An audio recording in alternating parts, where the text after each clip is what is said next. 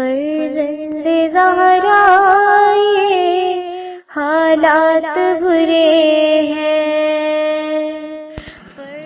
کاشانہ بصیرت ایک ایسا مکمل یوٹیوب چینل جس پر محروم بصارت کے لیے بالخصوص اور تمام افراد کے لیے بالعموم سینکڑوں کی تعداد میں اسلامی کتب دستیاب ہیں۔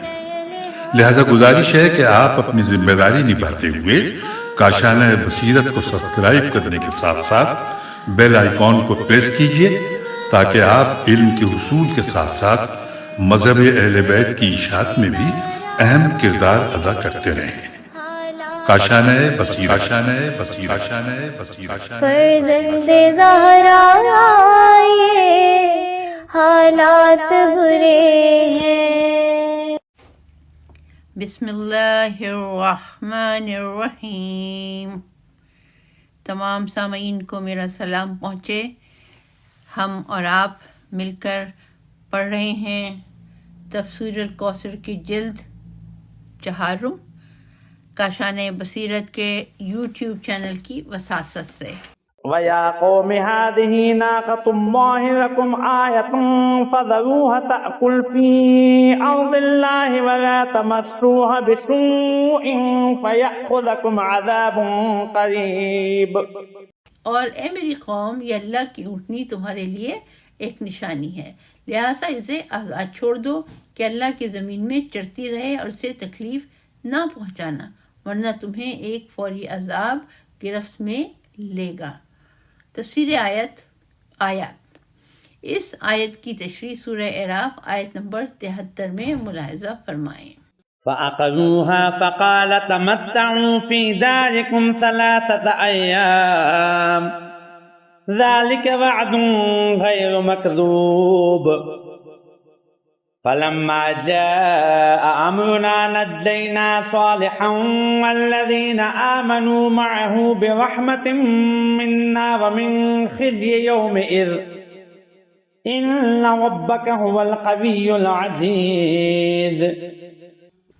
بس انہوں نے اونٹنی کی کونچیں کاٹ ڈالیں تو صالح نے کہا، تم لوگ 3 دن اپنے گھروں میں بسر کرو، یہ ایک ناقابل تکذیب وعدہ ہے۔ پھر جب ہمارا فیصلہ آ گیا تو ہم نے صالح اور ان لوگوں کو جو ان کے ساتھ ایمان لائے تھے اپنی رحمت سے نجات دی اور اس دن کی رسوائی سے بھی بچا لیا۔ یقیناً آپ کا رب بڑا طاقتور غالب آنے والا ہے۔ تفسیر آیات۔ جب قوم سمود نے اس ناقے کو مار ڈالا تو حضرت صالح علیہ السلام نے انہیں 3 دن کی مہلت دی۔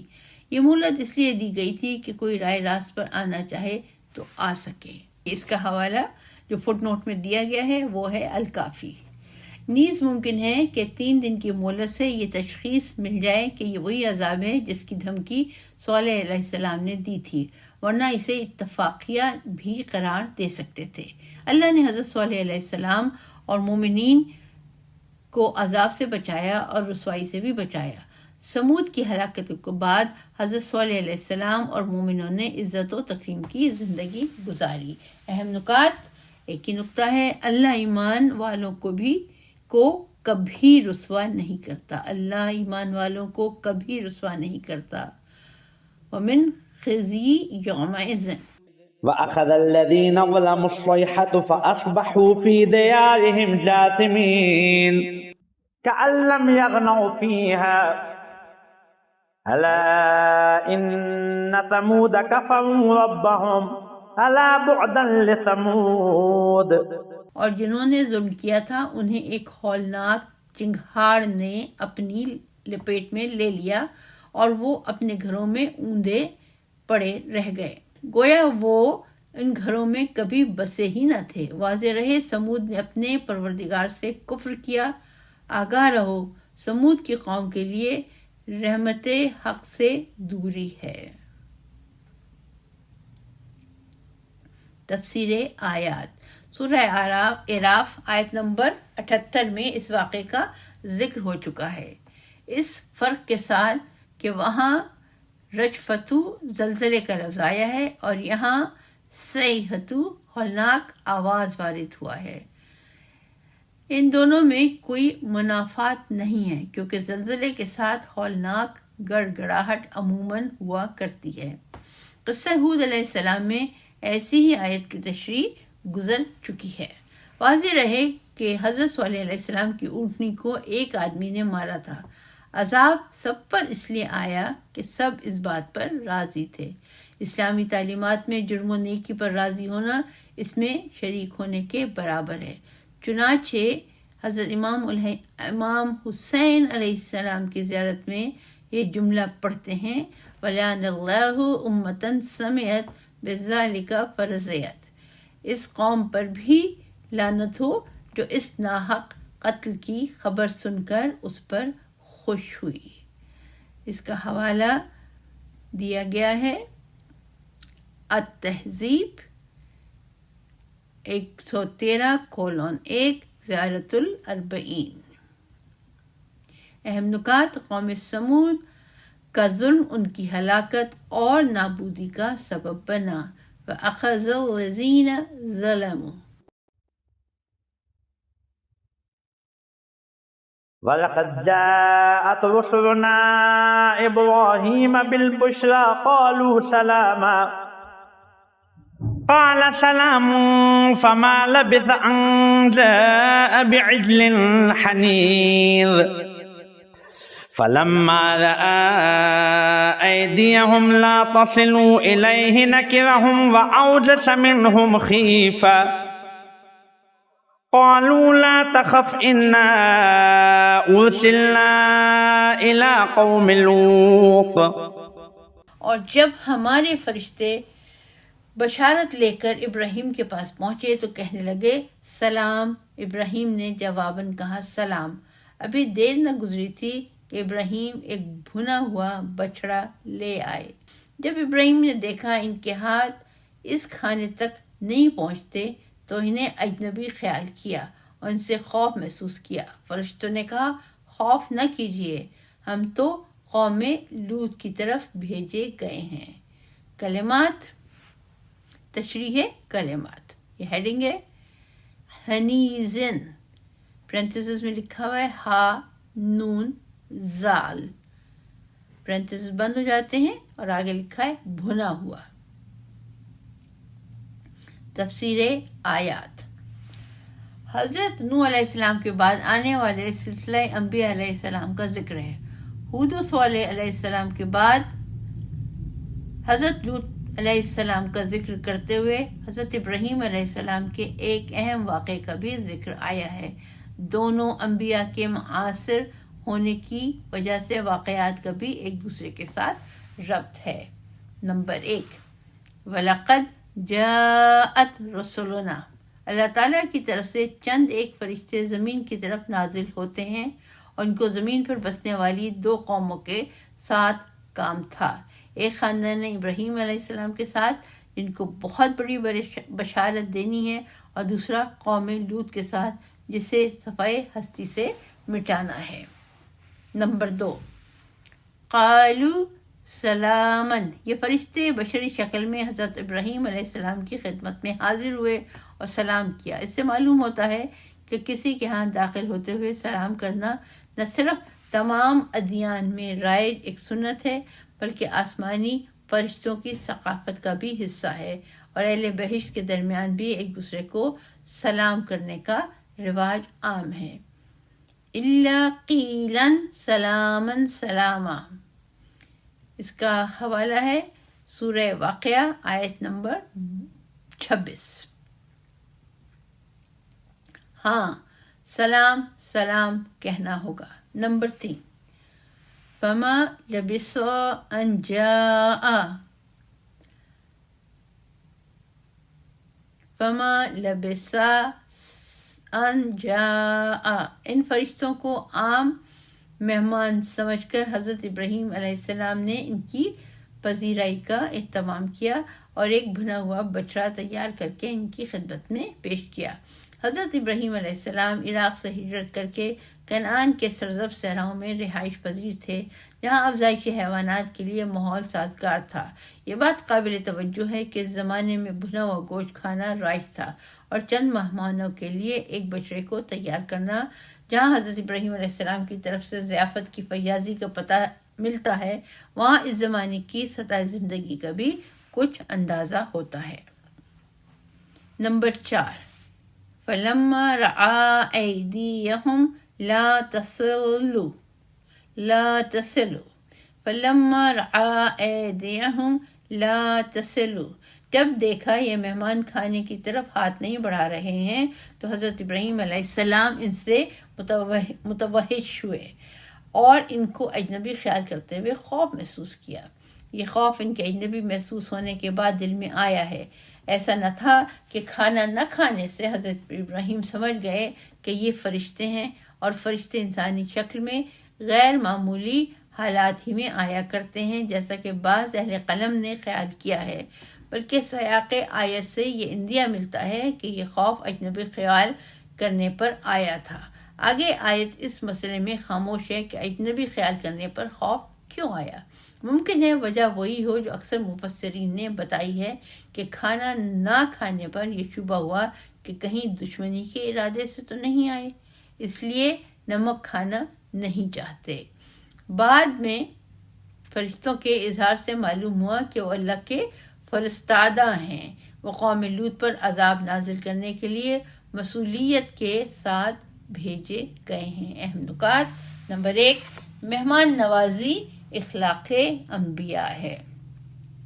نمبر 2، مہمان کی پذیرائی بھی میں دیر نہیں کرنا چاہیے۔ نمبر 3، سلام کرنا سنت انبیاء و ملائکہ ہے۔ وامرأته قائمة فضحكت فبشرناها بإسحاق ومن وراء إسحاق يعقوب قالت يا ويلتى أألد وأنا عجوز وهذا بعلي شيخا إن هذا لشيء عجيب قالوا أتعجبين من أمر الله رحمة الله وبركاته عليكم أهل البيت إنه حميد مجيد۔ اور ابراہیم کی زوجہ کھڑی تھی، بس وہ ہنس پڑیں تو ہم نے انہیں اسحاق کی اور اسحاق کے بعد یعقوب کی بشارت دی۔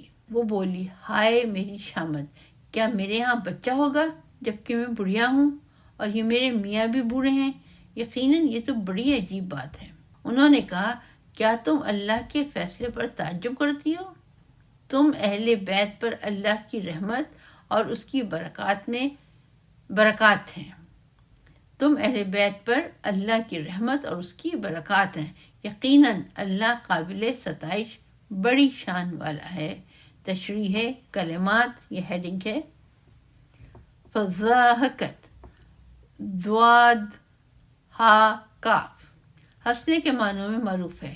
بعض اہل لغت نے کہا ہے ضحکا حیض کے معنوں میں بھی آتا ہے۔ عربوں میں جملہ رائج ہے ضحکا الرمب اذا حازت، جب خرگوش کو حیض آتا ہے تو یہ جملہ کہتے ہیں۔ اگرچہ بعض اہل لغت نے کہا ہے ضحکا بمعنی حیض نہیں آتا، تاہم باقی آگے عربی میں جملہ ہے، اس کے اعراب نہیں ہے۔ من حفظ حجت علی من لم یحفظ۔ اگر کوئی غلطی ہوئی ہو تو مجھے معاف کیجیے گا۔ تفسیر آیات۔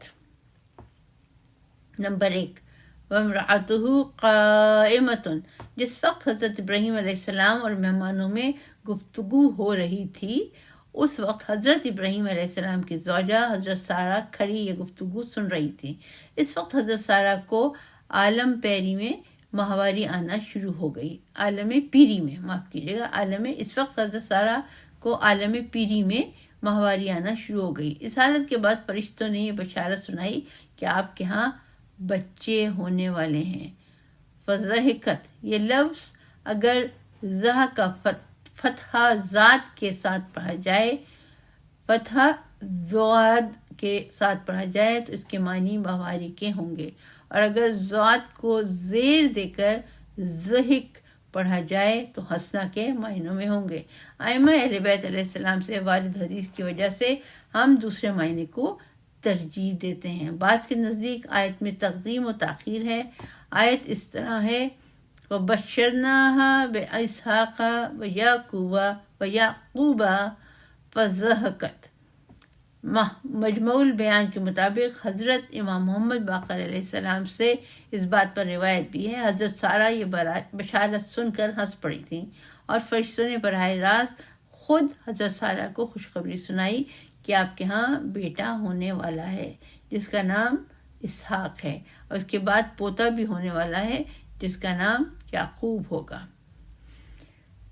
پوائنٹ نمبر 2، قالت یا ویلتا، اس پر حضرت سارہ کو حیرت ہوئی اور اظہار تعجب کیا، کیونکہ بنا بر روایت بائبل حضرت ابراہیم علیہ السلام کی عمر 100 سال اور حضرت سارہ کی عمر 90 سال تھی۔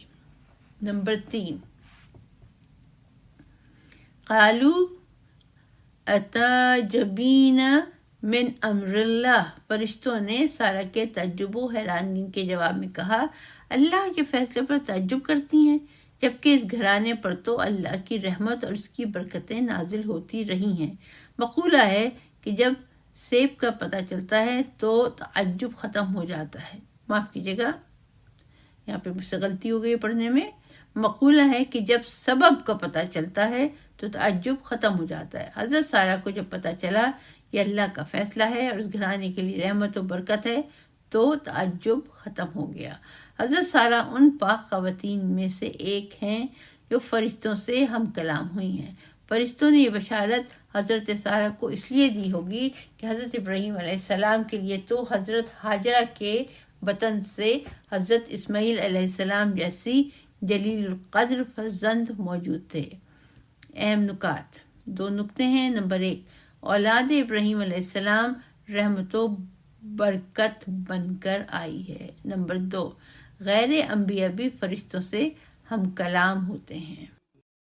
فلما ذهب عن إبراهيم الروع وجاءته البشرى يجادلنا في قوم لوط إن إبراهيم لحليم أواه منيب يا إبراهيم أعرض عن هذا إنه قد جاء أمر ربك وَإِنَّهُمْ آتِيهِمْ عَذَابٌ غَيْرُ مَرْدُودٍ۔ پھر جب ابراہیم کے دل سے خوف نکل گیا اور انہیں خوشخبری بھی مل گئی تو وہ قوم لوط کے بارے میں ہم سے بحث کرنے لگے۔ بے شک ابراہیم بردبار، نرم دل، اللہ کی طرف رجوع کرنے والے تھے۔ فرشتوں نے ان سے کہا اے ابراہیم اس بات کو چھوڑ دیں، بے شک آپ کے رب کا فیصلہ آ چکا ہے اور ان پر ایک ایسا عذاب آنے والا ہے جسے ٹالا نہیں جا سکتا۔ تشریح کلمات، یہ ہیڈنگ ہے اواہن، اواہن، پرنتھیسس میں لکھا ہوا ہے الف واو ہا، گول والی ہا، اور پرنتھیسس بند ہو جاتے ہیں۔ آگے لکھا ہے یہ لفظ ہر اس شخص پر بولا جاتا ہے جو حزن و غم ظاہر کرنے کے لیے اواہو کرتا ہے، اور جو مشیت الہی کا بہت زیادہ اظہار کرنے والے کو اواہن کہتے ہیں۔ منیبن، رجوع کرنے والا۔ تفسیر آیات۔ نمبر 1، فلما ذهب عن ابراہیم، قوم لوط سے عذاب کو ٹالنے کے لیے حضرت ابراہیم علیہ السلام کا اصرار و تکرار ایک طرف تو حضرت ابراہیم علیہ السلام کا اللہ کے ساتھ گہری محبت اور ناز کو ظاہر کرتا ہے۔ نمبر 2، ان ابراہیم لحلیم، دوسری طرف حضرت علیہ السلام کی نرم دلی اور ان کی حلم و بردباری کی عظمت کا اندازہ ہوتا ہے جس کا اعلان خود خالق کی زبان سے ہو رہا ہے۔ حضرت ابراہیم علیہ السلام قوم لوط پر عذاب الہی نازل ہونے کے حق میں نہ تھے، اور اس عذاب کو ٹالنے کی ابراہیم علیہ السلام بار بار تکرار کرتے تھے۔ اس کے لیے لفظ مجادلت، یجادلنا، استعمال فرمایا ہے۔ جو بہت زیادہ بحث کرنے کے معنوں میں ہے۔ نمبر 3، یا ابراہیم آرز ان ھذا، بعد میں جب حضرت ابراہیم علیہ السلام کو بتایا کہ فیصلہ حتمی ہے اور قوم لوط ناقابل ہدایت ہو چکی ہے اور ان میں کوئی خوبی اور رحم کی کسی قسم کی قابلیت نہیں رہی ہے، تو خاموش ہو گئے۔ اہم نکات، جب اللہ کا فیصلہ حتمی ہوتا ہے تو اولو العزم انبیاء کی دعا بھی قبول نہیں ہوتی۔ ولما جاءت رسلنا لوطا سيء بهم وضاق بهم ذرعا وقال هذا يوم عصيب۔ اور جب ہمارے فرستاد لوط کے پاس آئے تو لوط ان سے رنجیدہ ہوئے اور ان کے باعث دل تنگ ہوئے اور کہنے لگے یہ بڑا سنگین دن ہے۔ تفسیر آیات، سیاق کلام سے معلوم ہوتا ہے کہ یہ فرشتے نہایت خوبصورت لڑکوں کی شکل میں آئے تھے۔ ان خوش شکل لڑکوں کو دیکھ کر حضرت لوط علیہ السلام پریشان ہو گئے کیونکہ اپنی قوم کی بدکاری کا انہیں علم تھا۔ وجاءه قومه يهرعون إليه ومن قبل كانوا يعملون السيئات قال يا قوم هؤلاء بناتي هن أطهر لكم فاتقوا الله ولا تخزون في ضيفي أليس منكم رجل رشيد۔ اور لوط کی قوم بے تحاشا دوڑتی ہوئی ان کی طرف آئی اور یہ لوگ پہلے سے بدکاری کا ارتکاب کرتے تھے۔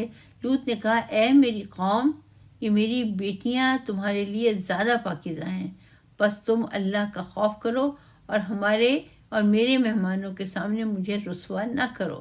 کیا تم میں کوئی ہوش مند آدمی نہیں ہے؟ تشریح کلمات، یہرعون پرنتھسز میں لکھا ہوا ہے ہا، را اور این پرنتھسز بند ہو جاتی ہیں، پھر آگے لکھا ہوا ہے ہرا او آہرا، یعنی ہے رے این، پھر واو، پھر الف ہے رے این، دو چشمی ہے دونوں جگہوں پر، کہ معنی سختی اور تخویف سے ہانکنے اور چلانے کے ہیں۔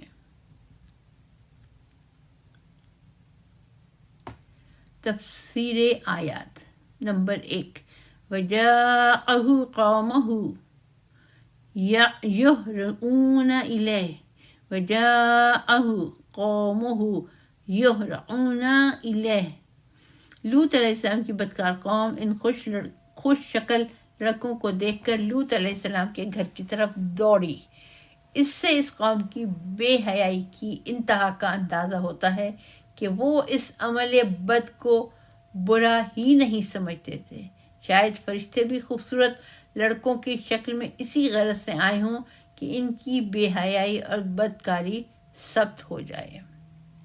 نمبر 2، ہؤلاء بناتی ہن اطہر لکم، حضرت لوط علیہ السلام نے فرمایا میری بیٹیاں تمہارے لیے زیادہ پاکیزہ ہیں۔ پاکیزگی کی تعبیر سے تو صاف ظاہر ہے کہ نکاح مراد ہے، اور ایک پیغمبر کی طرف سے نکاح کی طرف دعوت ہو سکتی ہے۔ رہا بیٹیوں کا سوال کہ خود حضرت لوط علیہ السلام کی بیٹیاں تھیں تو کافروں کے ساتھ نکاح کیسے ہو سکتا تھا؟ جواب دیا گیا ہے کہ شریعت لوط علیہ السلام میں ایسا کرنا جائز تھا، جیسا کہ ابتدائی اسلام میں جائز تھا، اور اگر ان بیٹیوں سے مراد قوم کی بیٹیاں ہیں تو کوئی اعتراض نہیں آتا۔ حضرت لوط علیہ السلام کا مقصد یہ تھا کہ تم نے اپنی جنسی خواہشات کو پورا کرنا ہے تو اس کے لیے شائستہ اور فطری راستہ اختیار کرو۔ اہم نکات، ہم جنس، 2 نکتے ہیں اس میں۔ نمبر 1، ہم جنس بازی انسانی رشد و کمال کے منافی ہے۔ الیس منکم رجل رشید۔ نمبر 2، تمام ادیان جنسی خواہشات کو فطری اور جائز طریقوں سے پورا کرنے کی اجازت دیتے ہیں۔ ہن اطہرکم۔ اور تیسرا پوائنٹ ہے اس میں، مہمان کی عزت و آبرو کے تحفظ کے لیے حضرت لوط علیہ السلام نے ایک مثالی قربانی پیش فرمائی۔ قالوا لقد علمت ما لنا في بناتك من حق وإنك لتعلم ما نريد قالوا لو أن لي بكم قوة أو آوي إلى ركن شديد۔ وہ بولے تمہیں خوب علم ہے ہمیں تمہاری بیٹیوں سے کوئی غرض نہیں ہے اور یقیناً تمہیں معلوم ہے کہ ہم کیا چاہتے ہیں۔ لوط نے کہا اے کاش مجھ میں تمہیں روکنے کی طاقت ہوتی یا میں کسی مضبوط سہارے کی پناہ لے سکتا۔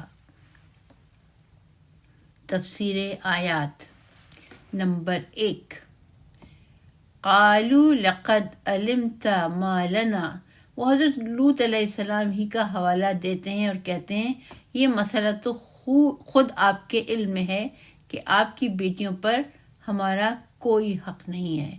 اس آیت کی تفسیر میں علامہ طباطبائی رحمۃ اللہ علیہ فرماتے ہیں ان کے قومی رواج کے مطابق لوگوں کی عورتوں پر بزور بازو قبضہ کرنا درست نہیں تھا، مگر لڑکوں سے اپنی ہوس پوری کرنے میں کوئی حرج نہیں تھا۔ اس کا حوالہ ہے المیزان 340:9۔ اور ممکن ہے ان کی ساری رغبت اس گندگی طرف ہو گئی ہو اور فطری راہوں کی طرف وہ سرے سے راغب نہ ہوتے ہوں۔ حضرت لوط علیہ السلام نے اس آر و ننگ سے بچنے کے تمام ذرائع استعمال کیے، واعظ و نصیحت تو شروع میں کرتے رہے، فطری راہوں سے خواہشات پوری کرنے کی تجویز بھی سامنے رکھ دی اور قوم کے کسی ہوشمند آدمی کی بھی تلاش کی جو ان کی مدد کو پہنچے۔ جب ان سب چیزوں سے مایوس ہوئے تو اس تمنا کا اظہار فرمایا کہ کاش کوئی قوم و قبیلہ ہوتا جو میرا دفاع کرتا یا کوئی جائے پناہ ہوتی اس کا سہارا لیتا۔ اس وقت فرشتوں نے انہیں بتایا گھبرانے کی کوئی بات نہیں، ہم آپ کے رب کے بھیجے ہوئے فرشتے ہیں۔ اہم نکات اس میں ایک ہی نقطہ تحریر ہے، عزت و آبرو کے دفاع کے لیے طاقت اور سہارا تلاش کرنا چاہیے۔ لو ان لی بکم قوتاً او آوی۔ قالوا يا لوط إنا رسل ربك لن يصلوا إليك فأسر بأهلك بقطع من الليل ولا يلتفت منكم أحد إلا امرأتك إنه مصيبها ما أصابهم إن موعدهم الصبح أليس الصبح بقريب۔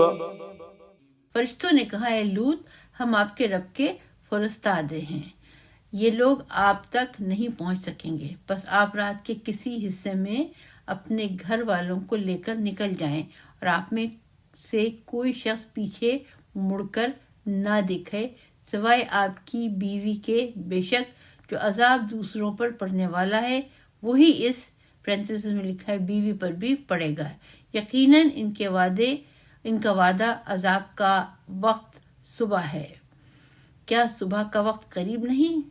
تفسیر آیات نمبر 1،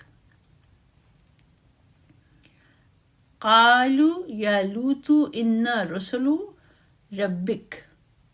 حضرت لوط علیہ السلام کو اس طرح پریشانی دیکھ کر فرشتوں نے اصل راز سے پردہ اٹھا دیا اور کہا ہم تو آپ علیہ السلام کے رب کے بھیجے ہوئے فرشتے ہیں، یہ لوگ آپ علیہ السلام تک نہیں پہنچ سکیں گے۔